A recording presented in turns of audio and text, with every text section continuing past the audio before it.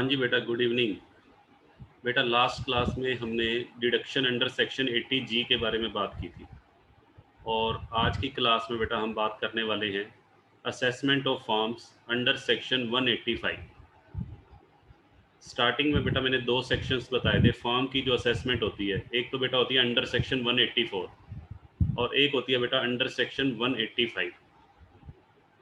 Under section 185 एक partnership form की assessment तभी की जाती है जब वो सेक्शन 184 की कंडीशंस को फुलफिल ना करती हो।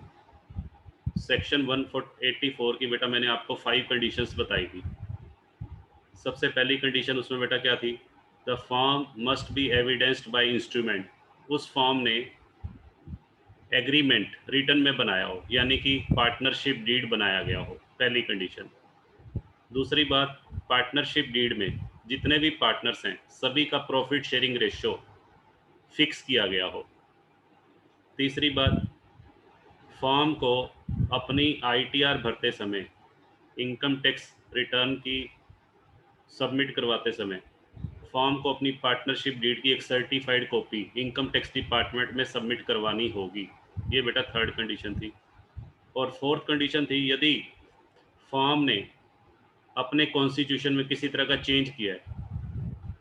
फॉर्म का कॉन्स्टिट्यूशन बेटा चेंज कब होता है? जब क्या किया गया हो, फॉर्म में कोई नया पार्टनर एडमिट हो जाए या फॉर्म का कोई पार्टनर फॉर्म को छोड़ के चला जाए या एक्सपायर हो जाए, तो उस केस में पार्टनरशिप फॉर्म को पार्टनरशिप डीड की revise copy income tax department में सबमिट करवानी होगी। और इसके अलावा फिफ्थ कंडीशन थी, इनकम टैक्स डिपार्टमेंट के जितने भी नोटिस हैं, जितने भी नोटिस इनकम टैक्स डिपार्टमेंट से एक फॉर्म को रिसीव हुए हैं, उन सभी का फॉर्म ने प्रॉपरली रिप्लाई किया हो। तो ये बेटा कुछ कंडीशन थी सेक्शन 184 की। ठीक है जी। तो आज हम बात करते हैं सेक्शन 185 के अंडर असेसमेंट कैसे की जाती है। हाँ जी बेटा, तो सबसे पहली बात, when a form has not submitted, simple सी बात मैं आपको बता देता हूँ। सेक्शन 185 के अंडर असेसमेंट तभी की जाएगी जब या तो पार्टनरशिप डीड बनाया ही ना गया हो, या पार्टनरशिप डीड अगर बनाया गया है परंतु उस डीड को किसके पास सबमिट नहीं करवाया गया? इनकम टैक्स डिपार्टमेंट के पास। तो उस केस में बेटा फॉर्म की जो असेसमेंट है वो अंडर सेक्शन 185 की जाएगी। ठीक है जी। तो इस केस में बेटा कैसे असेसमेंट की जाती है, कैसे टोटल इनकम निकाली जाएगी, उसकी चर्चा करते हैं। बेसिकली बेटा जो आपके 4 हेड बनते हैं फॉर्म में, तो जो सबसे पहला हेड है बिजनेस एंड प्रोफेशन हेड, सिर्फ उसी में चेंज आएगा, उसी में बेटा थोड़ा सा चेंज है। बाकी जितने भी हेड हैं, हाउस प्रॉपर्टी या कैपिटल गेन या अदर सोर्सेज, उनकी इनकम ठीक उसी तरीके से कैलकुलेट की जाएगी जैसे हम पहले कैलकुलेट करते हैं। तो हम सिर्फ किसकी बारे में बेटा बात करने वाले हैं? बिजनेस एंड प्रोफेशन हेड की इनकम निकालने का तरीका क्या होगा अंडर सेक्शन 185। सबसे पहली बात बेटा ध्यान रखनी है, business income will be computed without computing the book profit. अभी तक बेटा आप क्या कर रहे थे? जो फर्म सेक्शन 184 की कंडीशंस को फुलफिल करती है वहां पे आप बुक प्रॉफिट निकालते थे। बट सेक्शन 185 के अंडर जब आप फॉर्म की बिजनेस इनकम कैलकुलेट करेंगे तो वहाँ बेटा बुक प्रॉफिट कैलकुलेट नहीं करना। बिना बुक प्रॉफिट कैलकुलेट किए आपको बिजनेस इनकम कैलकुलेट करनी है। दूसरी बात, रेम्यूनरेशन ऑफ ऑल पार्टनर, जितने भी बेटा पार्टनर हैं, वर्किंग हो चाहे स्लीपिंग, सभी का रेम्यूनरेशन डिसअलाउ करना है। और बाद में बेटा जो हम रेम्यूनरेशन अलाउ करते थे under section 40B, under section 40B जो एक्चुअल रेम्यूनरेशन और स्टैट्यूटरी लिमिट का कंपैरिजन करते थे, वो भी यहाँ पर नहीं होगा। ठीक है जी। तीसरी बात, interest on capital will be completely disallowed. Under section 184 बेटा क्या था? अंडर सेक्शन 184 जब हम फॉर्म की असेसमेंट करते हैं तो इंटरेस्ट ऑन कैपिटल 12% तक तो बेटा अलाउड होता है, और 12% से ऊपर, 12% से जितना भी एक्सीड करता है वो डिसअलाउ होता है। बट अंडर सेक्शन 185 सारा का सारा बेटा इंटरेस्ट ऑन कैपिटल डिसअलाउड होगा, चाहे वो 12% से कम ही क्यों ना हो। ठीक है जी। Rent paid to the partner, अगर बेटा किसी पार्टनर ने अपनी कोई बिल्डिंग फॉर्म को लेट आउट की हुई है बिजनेस पर्पस के लिए, और फॉर्म उस पार्टनर को क्या दे रही है? किराया दे रही है, तो वो कम्प्लीटली अलाउड होगा पहले की तरह। सेक्शन 184 में भी ये अलाउड था और सेक्शन 185 के अंडर भी ये अलाउड है, ये सिमिलरिटी है। चलिए, partnership deed expenses are disallowed. हाँ जी बेटा, पार्टनरशिप डीड बनाने पे जो खर्चा आएगा वो बेटा कम्प्लीटली डिसअलाउड होगा in under section 185। Partnership deed तो बनाया है मान लो, और उसको इनकम टैक्स डिपार्टमेंट के पास सबमिट नहीं करवाया गया, तो इसका मतलब फॉर्म की असेसमेंट अंडर सेक्शन 185 हो रही है। तो पार्टनरशिप डीड के जो खर्चे हैं बेटा वो भी अलाउड नहीं होंगे, सारे के सारे डिसअलाउड होंगे। इंटरेस्ट ऑन ड्राइंग, इसका ट्रीटमेंट बेटा पहले की तरह होगा। इंटरेस्ट ऑन ड्राइंग को पहले भी हम बिजनेस इनकम ट्रीट करते थे, और अंडर सेक्शन 185 जब ट्रीटमेंट होगा तो भी इसे बिजनेस इनकम ट्रीट किया जाएगा। और remuneration paid to partner under section 40B is not allowed. इस लाइन का मतलब बेटा ये है, जो हम कंपैरिजन करते थे एक्चुअल रेम्यूनरेशन और स्टैट्यूटरी लिमिट का, बुक प्रॉफिट में से जब बेटा माइनस करते थे वो नहीं करना, क्योंकि यहाँ बुक प्रॉफिट बेटा निकालना ही नहीं है। बिना बुक प्रॉफिट निकाले आपको फॉर्म की इनकम निकालनी। ठीक है जी, देखिए कैसे करेंगे, उसका फॉर्मेट क्या होगा। अब फॉर्मेट की बात कर लेते हैं। फॉर्मेट बेटा बिल्कुल सिंपल है। सबसे पहले आपको नेट प्रॉफिट लेना है as per profit and loss account, add disallowed expenses. Disallowed expenses की लिस्ट आपको मैंने बताई हुई है, उसमें से यदि कोई भी P&L की डेबिट साइड में दी हुई है तो बेटा ऐड कर देंगे। जैसे for example provision for bad and doubtful debts, ठीक है जी, वो डिसअलाउड हो जाएगा। या इनकम टैक्स है वो डिसअलाउड हो जाएगा, वेल्थ टैक्स है वो डिसअलाउड हो जाएगा। तो वो लिस्ट बेटा आपको बताई हुई है, उसको अच्छे से रीड कर लेना। नेक्स्ट है एनी टैक्सेबल बिजनेस इनकम। कोई भी ऐसी बिजनेस इनकम जो प्रॉफिट एंड लॉस अकाउंट में आनी चाहिए क्रेडिट साइड में, बट फॉर्म ने उसे क्रेडिट साइड में नहीं दिखाया हुआ, तो उसे ऐड कर देंगे। रेम्यूनरेशन बेटा ऐड करना है, चाहे वो वर्किंग पार्टनर का चाहे स्लीपिंग का। और interest on loan capital fully disallowed. पहले ये 12% से ऊपर डिसअलाउड होता था, अब चाहे 12% से कम हो चाहे ज़्यादा हो, सारा डिसअलाउड कर। पार्टनरशिप डीड का खर्चा, पार्टनरशिप डीड का खर्चा अगर P&L में डेबिट किया हुआ है तो उसे बेटा वापस ऐड कर देंगे, क्योंकि ये डिसअलाउड है। ठीक है जी। और लेस क्या करेंगे, allowed expenses which are not debited और income related to other head, ये बेटा पहले की तरह ही होगा बाकी सब। और यहाँ देखो फॉर्मेट में कहीं भी मैंने बुक प्रॉफिट नहीं लिखा, सारा का सारा बेटा ऐड लेस करके आपकी सीधी कौन सी इनकम आ जाएगी, बिजनेस इनकम। तो कोई ज़्यादा बेटा वो चेंज नहीं है, जो जो चेंजेस थे वो मैंने बता दिए। बाकी जो अदर हेड्स की इनकम है वो ठीक पहले की तरह निकलेगी। डिडक्शन जो है, डिडक्शन भी पहले की तरह अलाउड की जाएंगी। तो चलिए इसको एक सम की हेल्प से समझते हैं।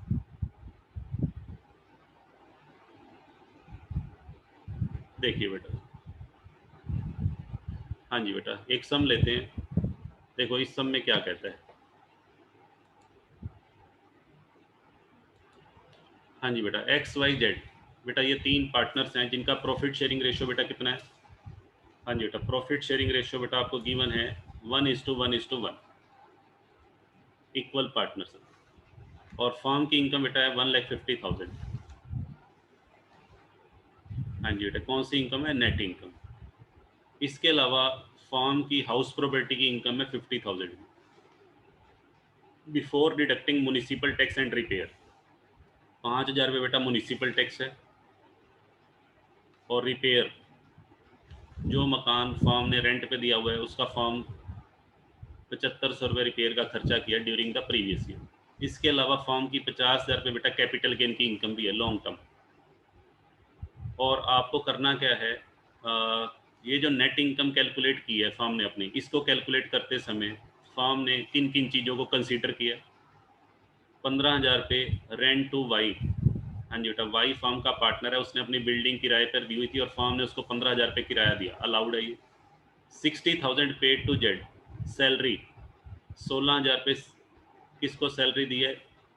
हाँ जी बेटा, 60,000 तो जेड को दिए हैं, 16,000 ए को। ठीक है जी, 16,000 बेटा ए को दिए हैं। ए कौन है, पार्टनर तो बेटा XYZ थे, बीच में एक्स जो है, एक्स पार्टनर एक्स जो है वो फॉर्म को छोड़ के चला गया, और उसकी जगह पे कौन सा पार्टनर आ गया, ए। हाँ जी बेटा, Z and A R working partner.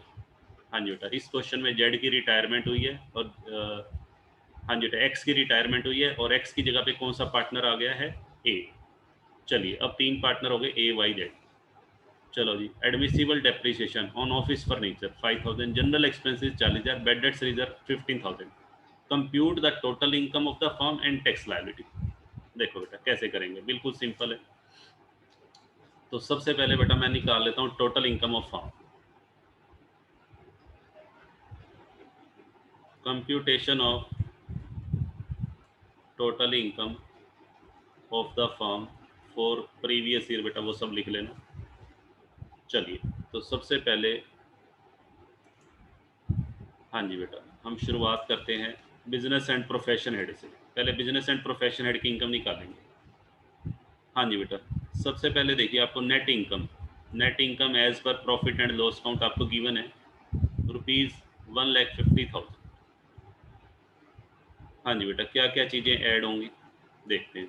सबसे पहले बेटा दिया हुआ है 15,000 रुपये रेंट।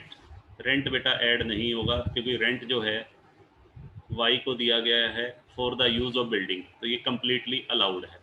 यहाँ बेटा मैं लिख देता हूँ अलाउड, ठीक है। 60,000 रुपये जेड को सैलरी, ये बेटा रेम्यूनरेशन में आ गया। रेम्यूनरेशन टू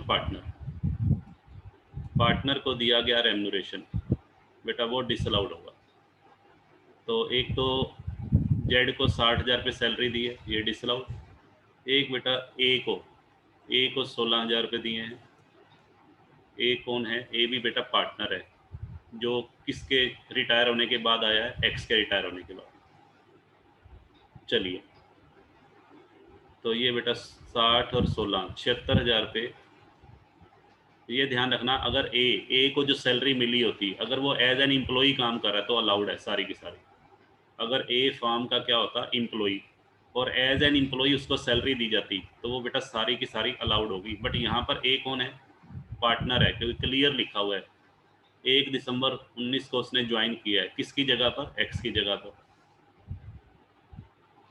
हाँ जी बेटा, उसके बाद डेप्रीसिएशन ऑन ऑफिस फर्नीचर 5,000 रुपये, ये बेटा अलाउड है, तो इसका कुछ नहीं करेंगे, ये ऑलरेडी डेबिट किया हुआ है। जनरल एक्सपेंसेस अलाउड है, हाँ जी बेटा, इसका भी कुछ नहीं करेंगे। बेड डेट्स रिजर्व, ये बेटा डिसअलाउड है, कोई भी रिजर्व हो वो डिसअलाउड होता है, तो यहाँ लिख देते हैं बेड डेट्स रिजर्व। हाँ जी बेटा, कितने का रिजर्व है? 15,000। लो बेटा, इसका टोटल बेटा लिखो फटाफट से चैट बॉक्स में। हाँ जी बेटा, ये हमारी बिजनेस इनकम आ जाएगी। यहाँ बेटा बुक प्रॉफिट वगैरह कुछ नहीं लिखना, सीधा बिजनेस इनकम। तो ये कितना बनेगा?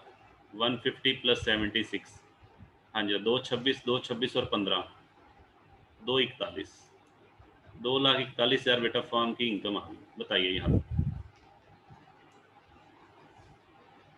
अब बेटा क्या करेंगे बिजनेस इनकम के बाद? अब बेटा कौन सा हेड बना लेते हैं? House property head.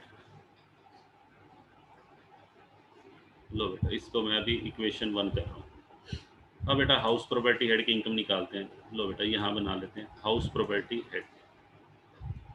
तो हाउस प्रॉपर्टी हेड की इनकम निकालते हुए सबसे पहले बेटा हम लेंगे gross annual value. Gross annual value of house property clear दिया हुआ है। फॉर्म की बेटा इनकम है 50,000 रुपये, और क्लियर लिखा हुआ है बिफोर डिडक्टिंग लोकल टैक्स। तो लेस, सबसे पहले बेटा म्यूनिसिपल टैक्स लेस करते हैं। म्यूनिसिपल टैक्स आपको 5,000 दिए होंगे, 45,000। फिर बेटा आता है less standard deduction at the rate of 30%। Repair की बेटा कोई डिडक्शन नहीं होती, आपको बताया हुआ है मैंने। रिपेयर जो होता है वो डिसअलाउड होता है, ठीक है जी। तो यहाँ डिडक्शन रिपेयर की नहीं दी जाएगी, सिर्फ स्टैंडर्ड डिडक्शन 30%, 13,500। लो बेटा माइनस कर दो, 31,500 रुपये बेटा, ये क्या आ जाएगा? म्यूनिसिपल टैक्स माइनस करके और स्टैंडर्ड, ये तो बेटा नेट एनुअल वैल्यू आई है 45, और लेस स्टैंडर्ड डिडक्शन, और उसके बाद इंटरेस्ट ऑन लोन। अगर मकान बनाने के लिए कोई लोन लिया वो है नहीं। ये बेटा हाउस प्रॉपर्टी हेड की इनकम आ गई। अब बेटा आ जाओ capital gain. Capital gain head की इनकम दी हुई है, लॉन्ग टर्म कैपिटल गेन, ये आपको बेटा दिया हुआ है 50,000। लो बेटा ये हो गया। अब हमें निकालना क्या है? हमें निकालना है टैक्स लायबिलिटी। टोटल इनकम तो बेटा हमारी आ गई, लो जी, पहले जीटीआई निकाल लेते हैं। जीटीआई ग्रोस टोटल इनकम, और इस क्वेश्चन में बेटा डिडक्शन कोई भी नहीं बनती, तो यही टोटल इनकम हो जाएगी। तीनों हेड का बेटा टोटल कर दीजिए। तीनों हेड का टोटल करेंगे 2,41,000 प्लस 50,000, 291 प्लस 31,500। लो बेटा, इनको ऐड कर लो।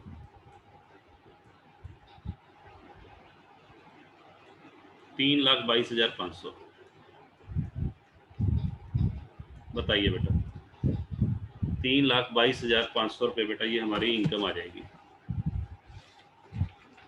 एक बार बेटा मैं आंसर चेक कर लूँ इसका। हाँ जी बेटा, बिल्कुल सही है बेटा, 3,22,500। अब हम क्या करेंगे? अब बेटा हमें निकालनी है टैक्स लायबिलिटी। तो टैक्स लायबिलिटी की कंप्यूटेशन कैसे करेंगे? टैक्स बेटा कैसे निकालेंगे? हेडिंग पहले बना लीजिएगा, कंप्यूटेशन ऑफ टैक्स लायबिलिटी।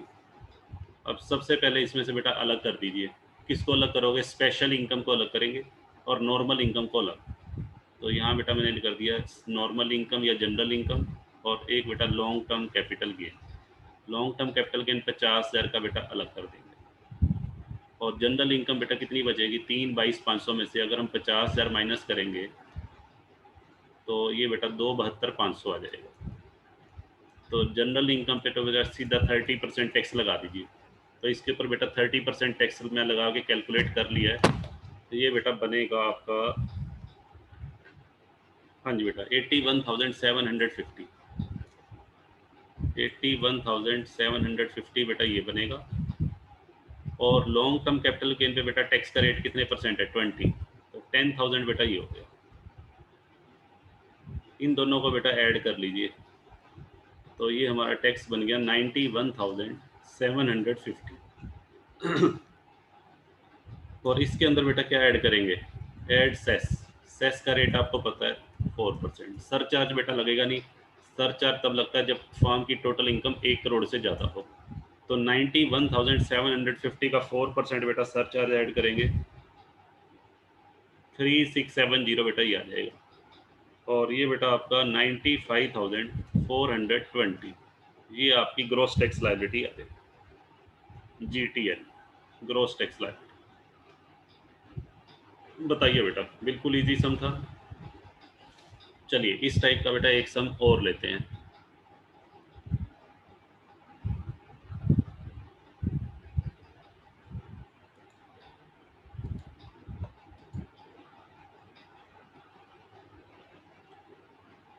हाँ जी बेटा, ये देखिए, ये बेटा सम बहुत ही इंपॉर्टेंट है, वेरी वेरी इंपॉर्टेंट। और इसमें ऑलमोस्ट सारे पॉइंट कवर हो जाते हैं। देखिए क्या कहता है, थोड़ा सा लेंथी सम है।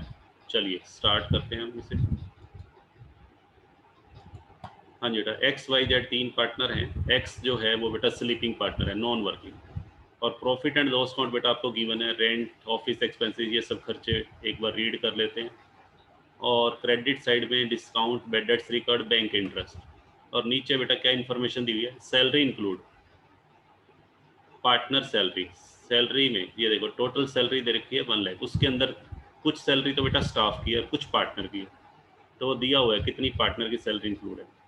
Bad debts allowed by department 12,500. Furniture purchased by X for personal use has been debited to sundry expenses. Donation, donation के अंदर एक स्कूल को दिया गया डोनेशन शामिल है, एक क्लब को दिया गया डोनेशन, और एक trade association. Capital account, partners की कैपिटल दी हुई है। एक्स की कैपिटल कितनी थी?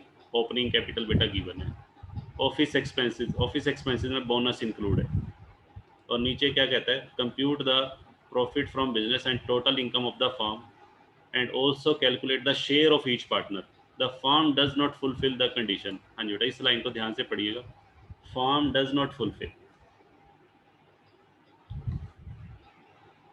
अगर ये लाइन बेटा ना लिखी हो, वैसे तो जनरली एग्जाम में बेटा लिखा मिलेगा, अगर ना लिखी हो तो क्या करोगे? फिर आपको क्वेश्चन को दोनों तरह से करके दिखाना पड़ेगा, इफ द फर्म फुलफिल्स और if the firm does not fulfil. ठीक है जी, चलिए। तो यहाँ बेटा क्लियर लिखा हुआ है, तो हम इसको स्टार्ट करते हैं।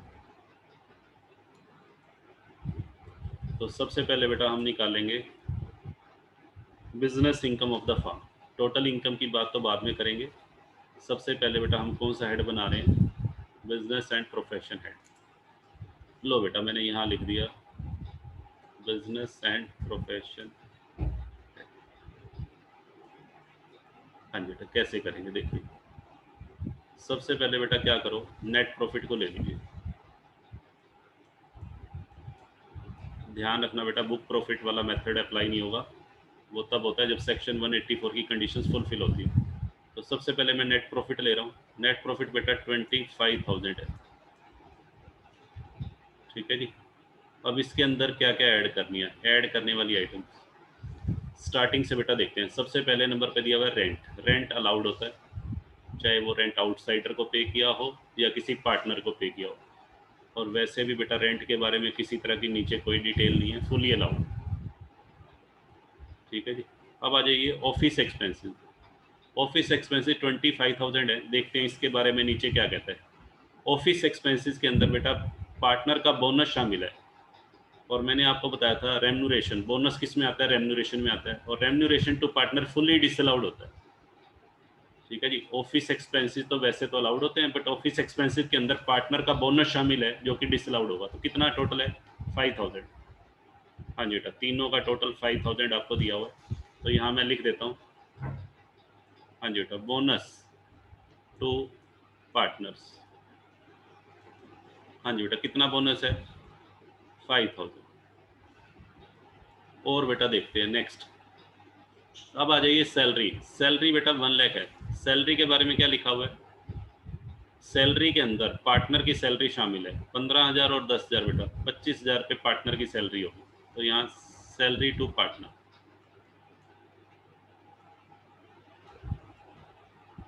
25,000 बेटा ऐड कर दो। चलो जी और देखते हैं एडवर्टीजमेंट। एडवर्टीजमेंट बेटा अलाउड होती है, 15,000 एडवर्टीजमेंट के दिए हुए हैं, तो हम ये मानेंगे कि एडवर्टीजमेंट रिवेन्यू नेचर की है, fully allowed. Goods and service tax. Goods and service tax बेटा तभी अलाउड होता है जब वो एक्चुअल में पेमेंट हो चुकी हो, पेड हो, पेबल नहीं होना चाहिए। अब यहाँ कुछ नहीं लिखा हुआ, जीएसटी के आगे बेटा कुछ नहीं लिखा हुआ कि जीएसटी पेड है या आउटस्टैंडिंग है, कुछ भी ना लिखा हो किसी खर्चे के आगे, तो आप बेटा पेड मानोगे। अगर किसी भी खर्चे के आगे कुछ भी ना लिखा हो तो आप उसे क्या ट्रीट करेंगे, पेड। पेड मान के बेटा उसको अलाउ कर देंगे, तो ये भी अलाउड है, इसका भी कुछ नहीं करेंगे। नेक्स्ट बेटा आ जाओ। अब आ जाओ चैरिटी एंड डोनेशन। हाँ जी बेटा इसकी डिटेल दी हुई है, देखो चैरिटी एंड डोनेशन का अमाउंट है 5,000, और इस 5,000 की बेटा डिटेल दी हुई है। देखो 5,000 की जो डोनेशन है उसमें 3500 तो बेटा एक स्कूल को दिए गए। अब ध्यान से सुनना, स्कूल को दिया गया दान, ये मैंने आपको बताया था डिसअलाउड होगा, बाद में इसकी डिडक्शन मिलेगी 80G में। स्कूल को बेटा जो लोकल स्कूल को दिए गए दान की डिडक्शन मिलती है 80G में, बट अभी हम 80G की डिडक्शन की बात नहीं कर रहे, अभी हम बिजनेस एंड प्रोफेशन हेड की इनकम की बात कर रहे हैं, तो ये डिसअलाउ हो जाएगा। और एक क्लब, क्लब को दिया गया दान ये भी डिसअलाउड है। हाँ सिर्फ ट्रेड एसोसिएशन को दिया गया दान ये अलाउड है। कहने का मतलब इस 5,000 में से 3,500 तो बेटा ये डिसअलाउड है और 1,000 ये डिसअलाउड है, तो टोटल डिसअलाउड अमाउंट ऐड कर दो। हाँ जी बेटा यहाँ मैं लिख देता हूँ चैरिटी एंड डोनेशन। कितना डिसअलाउड हो जाएगा बेटा, 4,500। सिर्फ ये वाली अलाउड है बेटा 500। या आप ऐसे भी कर सकते हैं 5,000 पे ऐड कर दो और 500 बेटा लेस कर दो, बात एक ही है, वही 4,500 बचेंगे। चलो उसके बाद बेड डेट्स रिजर्व पे आ जाइए। रिजर्व बेटा कोई सा भी हो डिसअलाउड होता है। बेड डेट रिजर्व कितने का रिजर्व है, 10,000। लो बेटा ये भी disallowed. Bad debts, bad debts बेटा अलाउड है, बट बेड डेट्स के बारे में नीचे लिखा हुआ है, बेड डेट्स जो इनकम टैक्स डिपार्टमेंट ने एक्सेप्ट किए हैं वो 12,500 है। फॉर्म ने कितने बेड डेट्स दिखाए हुए, 15,000 के, जबकि इनकम टैक्स डिपार्टमेंट ने सिर्फ 12,500 की परमिशन दी है। इसका मतलब फॉर्म ने कितने रुपए ज़्यादा दिखाए हुए हैं, 2,500 रुपये, 2,500, वो डिसअलाउड हो जाएंगे। उसको बेटा क्या लिखेंगे, एक्सेस, एक्सेस बेड डेट्स। हाँ जी बेटा 2,500।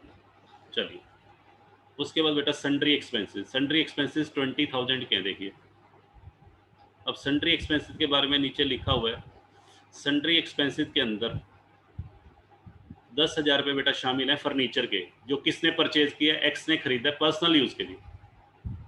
हाँ जी बेटा, ये तो बेटा एक तरह से ड्राइंग्स होगी। कोई भी पार्टनर अगर पर्सनल यूज़ के लिए कोई एसेट खरीदता है और उसका पैसा फर्म पे करती है, तो एक तरह से वो ड्राइंग्स है, और ड्राइंग्स तो डिसअलाउड है। हाँ जी बेटा, ड्राइंग्स का मतलब house hold expenses, personal expenses. तो यहाँ बेटा मैं लिख देता हूँ personal furniture, personal furniture included in sundry expenses. कितने रुपए का है जी? 10,000, 10,000 रुपये बेटा ये भी। अच्छा, डेप्रीशिएशन अलाउड बाय डिपार्टमेंट, ये सही है, चलिए अलाउड है। इंटरेस्ट ऑन कैपिटल, हाँ जी बेटा, अब देखो इंटरेस्ट ऑन कैपिटल का अमाउंट दे रखा है 50, 25 और 20। ये नहीं बताया हुआ किस रेट से दिया, रेट बेटा मिसिंग है यहाँ, तो पहले रेट निकाल लो। और वैसे भी देखो यहाँ रेट की ज़रूरत भी नहीं है। क्यों ज़रूरत नहीं है बताओ? क्योंकि मैंने आपको बताया था इंटरेस्ट ऑन कैपिटल चाहे 12% से कम हो चाहे ज़्यादा हो, वो सारा का सारा ही डिसअलाउड है, क्योंकि फर्म जो है सेक्शन 184 की कंडीशंस को फुलफिल नहीं करती। तो क्या मुझे इस क्वेश्चन में बेटा चैट बॉक्स में लिख के बताओ, क्या इस क्वेश्चन में मुझे ये देखने की ज़रूरत है कि इंटरेस्ट ऑन कैपिटल 12% से ज़्यादा या कम है? क्या मुझे ये यहाँ पे देखना चाहिए? यस और नो? Very good. तो देखने की तो बेटा ज़रूरत ही नहीं है ना, क्योंकि फर्म जो है वो सेक्शन 184 की शर्तों को पूरा ही नहीं करती, तो सारा का सारा इंटरेस्ट ऑन कैपिटल डिसअलाउड होगा, whether it is less than 12% और मोर देन, कितना भी हो बेटा सारा का सारा डिसअलाउड कर दो। 50, 25 और 25, 1 लाख हो गया बेटा। इन तीनों का टोटल अगर आप करेंगे तो 1 लाख बन रहा है, 1 लाख रुपए बेटा इंटरेस्ट ऑन कैपिटल। लो जी, और देखिए कमीशन, कमीशन बेटा रेम्यूनरेशन का पार्ट होता है, commission disallowed, commission to partners. Commission बेटा कितना है एक्स वाई जेड का? 15 और 10 25 और 5 30, 30,000 रुपये बेटा ये भी डिसअलाउड। अब आ जाओ बेटा क्रेडिट साइड। क्रेडिट साइड में बेटा क्या क्या है? एक तो डिस्काउंट, ग्रॉस प्रॉफिट ठीक है, डिस्काउंट भी ठीक है, बैड डेट्स रिकवर्ड भी अलाउड है, इनकम है। बैंक इंटरेस्ट, बैंक इंटरेस्ट बेटा माइनस हो जाएगा। बैंक इंटरेस्ट को माइनस क्यों करेंगे? क्योंकि बैंक इंटरेस्ट बेटा बिजनेस की इनकम नहीं है। फर्म का बेटा बैंक में अकाउंट है, उस बैंक अकाउंट में जितना भी पैसा फर्म का जमा है उसके ऊपर 3,000 रुपये ब्याज मिला, ये अदर सोर्सेज हेड की इनकम है। हाँ जी बेटा, कौन से हेड की इनकम है? ये अदर सोर्सेज, तो इसलिए इसको यहाँ से एक बार माइनस कर देंगे, क्योंकि अभी हम बिजनेस एंड प्रोफेशन हेड की इनकम निकाल रहे हैं। लो बेटा सब कुछ हो गया जी। अब यहाँ पे बेटा निकाल लेंगे, ये आ जाएगी टैक्सेबल बिजनेस इनकम। देखते हैं कितनी आती है। हाँ जी बेटा 25,000, 25 और 30 बेटा 55। हाँ जी बेटा 25 और 30 55, 55 और 10 65, 65 और ये बेटा हो गई, इन दोनों को मिला दे 7, 65 और 7 72 और 10 82, 82,000 और 1 लाख, 1 82, 1 82 और 30,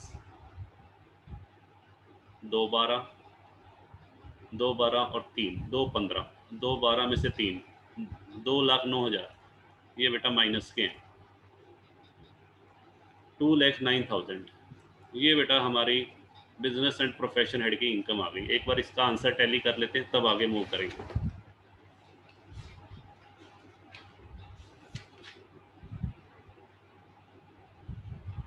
हाँ जी बेटा बिल्कुल करेक्ट है जी, बिजनेस इनकम।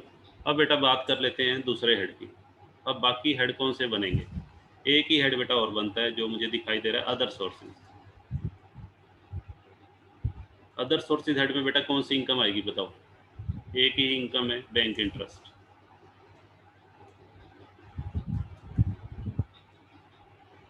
बैंक इंटरेस्ट बेटा कितना है? 3,000। तो इसका बेटा टोटल कर देते हैं, तो ये हमारी क्या आ जाएगी बताओ? ये हमारी आएगी GTI 2,12,000। अब बेटा यहाँ पे बताओ कोई डिडक्शन बनती है? हाँ जी सर बनती है। कौन सी बेटा बताओ जरा, चैट बॉक्स में लिखो कौन सी डिडक्शन बनती है। GTI में से हमें डिडक्शन माइनस करनी होती है, तो किस चीज़ की डिडक्शन माइनस करूँ? Very good, 80G। 80G की डिडक्शन बेटा इस पे मिलेगी। देखो लोकल स्कूल, लोकल स्कूल को दिया गया दान, मैंने कल ही आपको बताया था कौन सी डोनेशन में आता है बेटा? हाँ जी बेटा, विद लिमिट में आएगा विदाउट लिमिट, बताइए। लोकल स्कूल को बेटा दिया गया दान विद लिमिट में लाएंगे या विदाउट लिमिट? हाँ जी, वेरी गुड, विद लिमिट में आएगा। तो चलिए, इसका तरीका बेटा मैंने बताया था कैसे कैलकुलेशन करनी है, तो वो डिडक्शन हम कैलकुलेट करते हैं। वर्किंग नोट बेटा मैं यहाँ बना रहा हूँ, ये स्पेस मेरे पास पड़ा है। चलिए, तो सबसे पहले आपको क्या करना है, देखिए अंडर सेक्शन 80G आपको डिडक्शन कैलकुलेट करनी है। तो आप बेटा क्या करेंगे, सबसे पहले विद लिमिट डोनेशन का टोटल कर लीजिए। विद लिमिट डोनेशन का टोटल बेटा 3500 रुपये, 38 की डोनेशन है बस, और वो भी बेटा किस कैटेगरी में आती है, 50%। चलिए, उसके बाद आपको इसकी तुलना करनी होती है एडजस्टेड टोटल इनकम के साथ। एडजस्टेड ग्रॉस टोटल इनकम बेटा निकाल लीजिए। एडजस्टेड ग्रॉस टोटल इनकम कैसे बताया था आपको, gross total income minus long term capital gain, वो बेटा है नहीं, minus deductions under section 80C to 80U except 80G, वो भी नहीं है। लो बेटा, तो ये 2,12,000 रुपये ही हमारी ये आती है। इसका बेटा कितने परसेंट करोगे? हाँ जी बेटा, 3500 और 2,12,000 का 10%, इसका 10% करो जी। 2,12,000 का 10% बनेगा 21,200। अब बेटा इन दोनों की तुलना करनी है, 35 और 21,200, विच एवरेज लेस, दोनों में बेटा लेस कौन सा अमाउंट बताओ? वो बेटा क्वालिफाइंग अमाउंट आ जाएगा, दोनों में जो लेस है that will be qualifying amount. अब इस क्वालिफाइंग अमाउंट का, हाँ जी बेटा, क्वालिफाइंग अमाउंट 3500 रुपये है। इस 3500 का बेटा कितने परसेंट कर देंगे बताओ? इस 3500 का आपको कितने परसेंट करना है बताइए? 50%, वेरी गुड। इसमें से 100% बेटा पहले अलग करते हैं। 100% वाला कोई अमाउंट है इसमें? पहले 100% वाला अलग करते हैं इसमें से। 100% वाला अमाउंट जीरो है। हाँ जी बेटा, जीरो अमाउंट है 100% वाला। तो बाकी सारा का सारा इसका मतलब 3500 कितने परसेंट वाला हो गया? 50। तो इसका बेटा 50% कर दीजिए, 1750 रुपये बेटा बनेगा। लो बेटा, 2,12,000 में से 1750 बेटा माइनस कर दो फटाफट से। ये बेटा आपका आ जाएगा 2,10,250। लो जी, ये बेटा आ गया 2,10,250। ये फॉर्म की क्या आ गई? टोटल इनकम बेटा आ गई। अब ये देखिए, आपसे पूछा क्या था, एक तो टोटल इनकम पूछा था और साथ में शेयर ऑफ ईच पार्टनर भी पूछा। आपसे ये पूछा है फॉर्म के अंदर सभी पार्टनर का शेयर कैलकुलेट करो। लो बेटा, शेयर कैलकुलेट कर लेते हैं, देखिए कैसे करेंगे। हाँ जी बेटा, calculation of share of each partner. Share of each partner बेटा निकालने से पहले आपको डिस्ट्रीब्यूटेबल प्रॉफिट निकालना पड़ेगा। हाँ जी बेटा, डिस्ट्रीब्यूटेबल प्रॉफिट, पहले फर्म का टैक्स निकालना पड़ेगा हमें। लो बेटा, पहले मैं टैक्स की कैलकुलेशन कर लेता हूँ, फिर हम टैक्स की कैलकुलेशन के लिए बेटा स्पेस बना लेते हैं।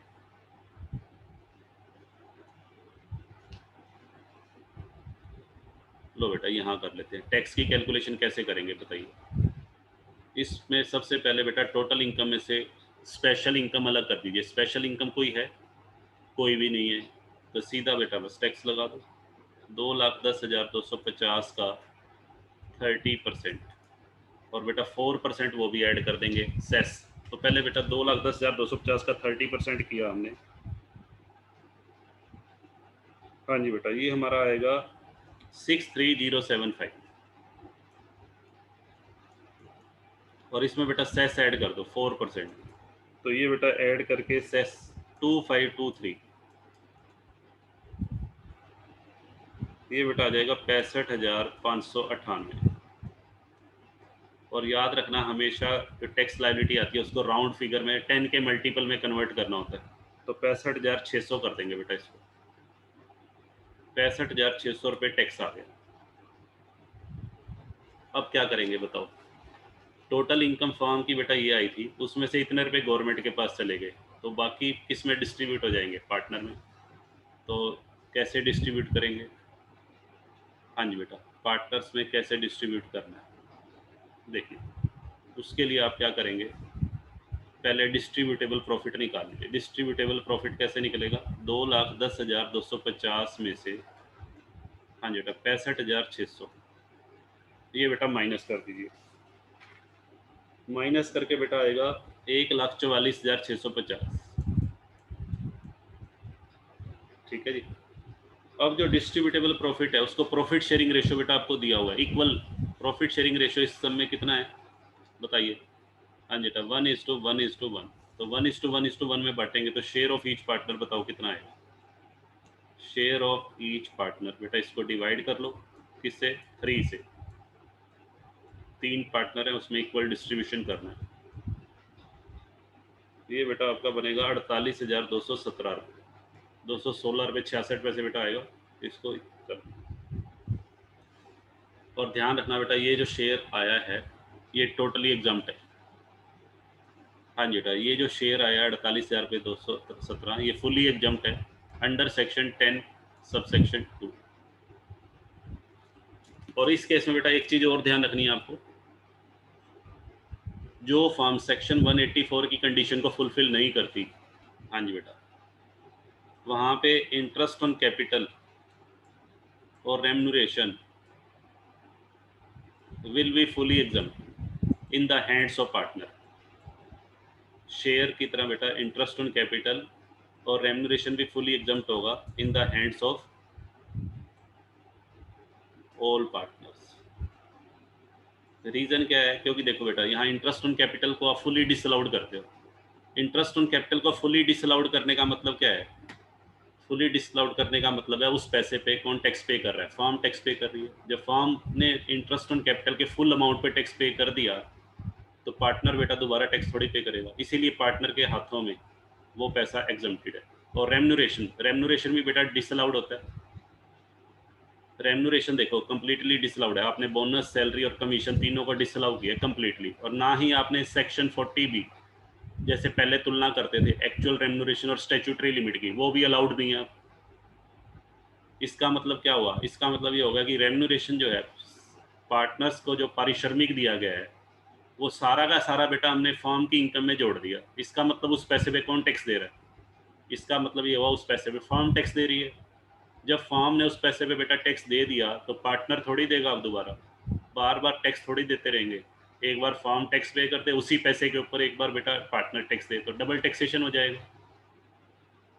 एक ही इनकम के ऊपर बेटा एक ही अमाउंट के ऊपर दो जगह टैक्स नहीं लग सकता। एक बार फर्म टैक्स पे कर दे, एक बार पार्टनर टैक्स पे करे, वो तो गलत हो जाएगा। ठीक है, तो ये चीज़ें बेटा ध्यान रखनी है। और शेयर ऑफ प्रॉफिट बेटा जो आया ये तो पहले भी एग्जाम्प्ट था और अब भी एग्जाम्प्ट है अंडर सेक्शन, इसका सेक्शन ध्यान रखना है 10 सब सेक्शन 2A।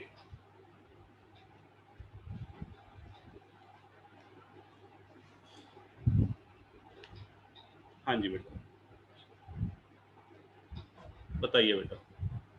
एक सम बेटा और लेते हैं और उसके बाद हम अपनी क्लास को ओवर करेंगे। और कल आई थिंक बेटा इस चैप्टर की लास्ट क्लास होनी चाहिए।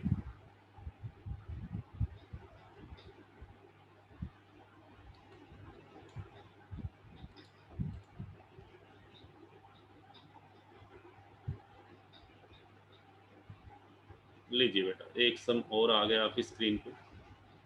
आपकी बुक का बेटा ये 13 एग्जाम्पल है। शायद बेटा आपकी बुक में जो अनसोल्ड क्वेश्चन दिए हुए हैं उसमें कोई भी क्वेश्चन ऐसा नहीं है जिसमें सेक्शन 185 के अंडर असेसमेंट हो। ठीक है जी, सेक्शन 184 के क्वेश्चंस बेटा ज़्यादा दिए हुए हैं और सेक्शन 185 के बहुत कम है। और बेटा ध्यान रखना जो चीज़ कम होती है वो खतरनाक होती है एग्जाम में। एग्जाम में कई बार, क्योंकि आपने प्रैक्टिस ज़्यादा किसकी की होगी? सेक्शन 184 की। ठीक है, और एग्जाम के अंदर हो सकता है कि सेक्शन 185 के अंडर फॉर्म की असेसमेंट आ जाए, यानी कि जहाँ पर सेक्शन 184 की शर्तें पूरी नहीं होती। तो ध्यान रखना आपने इन सब बातों का, क्योंकि दोनों केस में फॉर्म की बिजनेस इनकम निकालने का तरीका बेटा अलग अलग है। लो जी, यहाँ पे बेटा दो पार्टनर हैं इस सब में, एम एंड एन। ये देखो बेटा क्लियर लिखा हुआ है the form does not satisfy. इसको देखते ही समझ जाना बुक प्रॉफिट नहीं निकालना, बुक प्रॉफिट वाला प्रोसेस अप्लाई नहीं करना। ठीक है, और बेटा पढ़ते हैं पी एंड एल अकाउंट बेटा नॉर्मल दिया हुआ है। द फर्म गेव डोनेशन 23,000 रुपये की डोनेशन किसको दी है? पब्लिक चैरिटेबल ट्रस्ट को। ये बेटा कौन से सेक्शन में आती है? 80G में। ध्यान से सुनना, ये डिडक्शन कौन से सेक्शन में आएगी? 80G। और साथ में लिखा हुआ है out of other expenses 14,000 is not deductible by virtue of section 43। 14,000 रुपये बेटा कोई खर्चा है जो डिसअलाउड है, क्लियर लिखा हुआ है। इस 40,000 में से 14,000 रुपये डिसअलाउड है। और प्रॉफिट शेयरिंग रेशियो दिया हुआ है 2:3। और हमें कैलकुलेट क्या करना है? Tax of the firm. लो बेटा कैलकुलेट करते हैं। तो सबसे पहले हम क्या निकालेंगे? सबसे पहले बेटा निकालेंगे कंप्यूटेशन ऑफ टोटल इनकम। तो टोटल इनकम निकालने के लिए हमें बेटा कौन कौन से हेड बनाने हैं, पहले वो बनाते हैं। एक तो बेटा बनेगा बिजनेस एंड प्रोफेशन हेड। तो बिजनेस एंड प्रोफेशन हेड के अंदर सबसे पहले हम बेटा क्या शो करते हैं? Net profit. नेट प्रॉफिट बेटा हमारा है 1,78,000। एड सबसे पहली आइटम बेटा ये अलाउड है। Interest on capital to partner. Interest on capital बेटा चाहे वो 12% से ज़्यादा हो चाहे कम हो, सारा का सारा डिसअलाउड होगा। 22,000। ठीक है जी। Next salary to partner. Salary किस में आता है? रेम्यूनरेशन में। Completely disallowed 65,000। अदर एक्सपेंसेस बेटा अलाउड है, बट अदर एक्सपेंसेस के बारे में नीचे एक इन्फॉर्मेशन दी है। 14,000 डिसअलाउड करने। लो other expenses as per given information 14,000 बेटा डिसअलाउड है। अगर ये फॉर नीचे ना दिया होता तो अदर एक्सपेंसेस हम अलाउ कर देते। और एक बेटा और दिया हुआ है, the firm gave a donation. Firm ने 23,000 का डोनेशन दिया था जो कि पी एंड एल में डेबिट नहीं किया हुआ। और बिल्कुल सही है बेटा, पी एंड एल में तो डेबिट वैसे भी नहीं होना चाहिए। ये वो डोनेशन है, यदि ये पी एंड एल की डेबिट साइड में दिखाया गया होता तो ऐड कर देते। अब पी एंड एल की डेबिट साइड में दिखाया ही नहीं है, और as per income tax rule दिखाना भी नहीं चाहिए, क्योंकि ये खर्चा बिजनेस इनकम में से बेटा लेस नहीं किया जा सकता। इसकी तो बेटा बाद में डिडक्शन दी जाती है 80G में, तो इसको बाद में देखेंगे अभी। चलिए, तो और क्रेडिट साइड में बेटा कुछ है नहीं, सेल दिया हुआ है बस, सेल अलाउड है। इसका बेटा टोटल कर लेते हैं 178 + 22। हाँ जी बेटा कितना हो गया जी? ये बेटा हो गया 2 लाख। 2,65,000 279 बेटा आ गया 2,79,000। चलिए यहाँ तक हो गया। ये फर्म की बेटा कौन सी इनकम आ गई? Business income. लेस करने के लिए बेटा कुछ है ही नहीं, इसे हम बोलेंगे business income of the firm. इस बिजनेस इनकम में फिर आप क्या ऐड करेंगे? House property, other heads. Other heads की इनकम, अदर हेड्स की इनकम बेटा कितनी है? 0 है ही नहीं। तो ये 279 बेटा क्या आ गया? ये हमारी आ गई GTI, ग्रोस टोटल इनकम। अब इस ग्रोस टोटल इनकम में से बेटा क्या माइनस करते हैं? Deduction under section 80C to 80U। तो यहाँ एक ही सेक्शन बन रहा है 80G। तो 80G का बेटा मुझे वर्किंग नोट बनाना पड़ेगा। तो यहाँ बेटा मैं बना लेता हूँ वर्किंग नोट। देखिए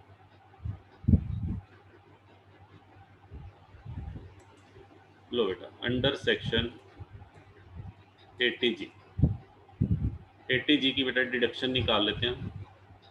कैसे निकाल लेंगे? 80G के लिए बेटा सबसे पहले ये देखो कि जो डोनेशन दी हुई है ये विद लिमिट में आती है विदाउट लिमिट? तो ये बेटा विद लिमिट में आती है। विद लिमिट का अमाउंट दे रखा है 23,000। सेकेंड नंबर पे इसकी तुलना करोगे 10% of adjusted total income, adjusted GTI। Adjusted GTI बेटा पहले निकाल लेते हैं। कैसे निकालते हैं? GTI 279 minus long term capital gain 0 minus all deduction वो भी बेटा 0। और हाँ जी बेटा इसका 2,79,000 का 10% बनेगा 27,900। तो 23,000 और 27,900 में बेटा विच एवरेज लेस? हाँ जी बेटा, इन दोनों में विच एवर इज लेस कितनी बनेगी? क्वालिफाइंग अमाउंट आ गया, क्वालिफाइंग अमाउंट आ गया 23,000। अब इस 23,000 में से बेटा 100% वाला अमाउंट अलग करना है। 100% वाली कोई डोनेशन है तो अलग कर दो, बाकी बची हुई 50। 100% वाली बेटा फैमिली प्लानिंग थी, फैमिली प्लानिंग इसमें है ही नहीं, तो जीरो हो गया। 100% वाला अमाउंट जीरो है। तो 50% वाला अमाउंट बेटा कितना हो गया? 50% वाला अमाउंट हो गया 23,000। 23,000 में से 100 वाला जीरो, तो सारा का सारा बेटा 50। तो 23,000 का 50% करो जी। हाँ जी बेटा, चैट बॉक्स में लिखिए 23,000 का 50%। हाँ जी बेटा, 11,500 आ जाएगा। लो बेटा 11,500, ये बेटा माइनस कर दो। 2,79,000 में से 11,500 गया,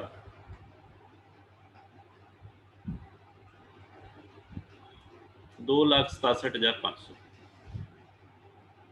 बताइए बेटा, यहाँ तक ये हमारी क्या आ गई है? टोटल इनकम आ गई, total income of the form, जिसके ऊपर अब बेटा गवर्नमेंट को क्या पे करना है? टैक्स। चलिए अब टैक्स लायबिलिटी की कैलकुलेशन करते हैं।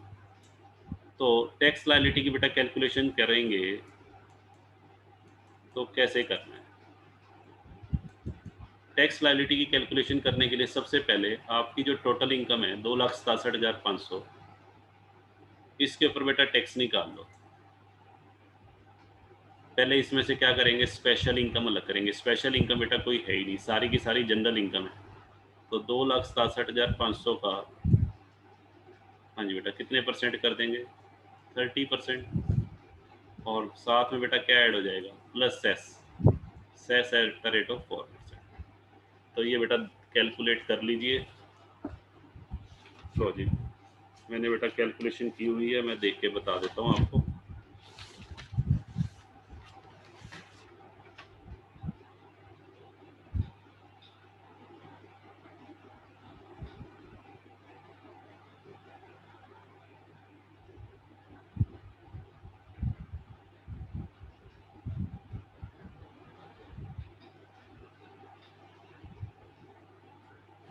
एक बेटा यहाँ पे सैलरी जो है 45 + 19,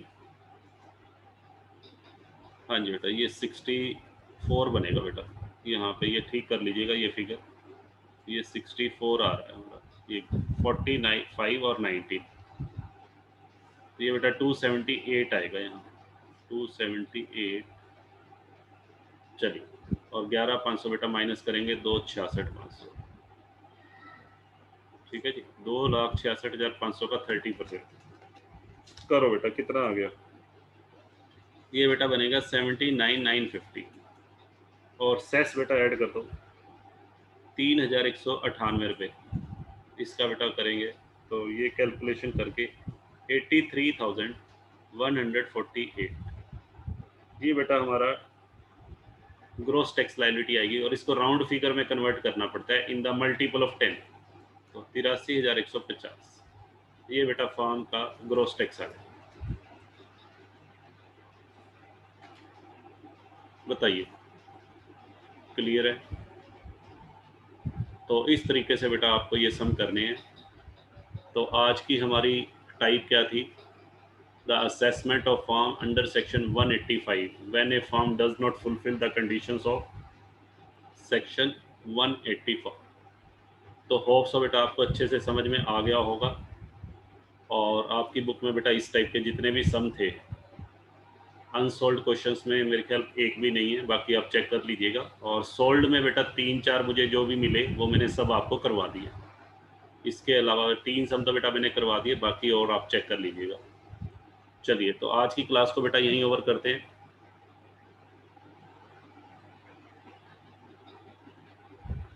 ठीक है बेटा, बाय बाय।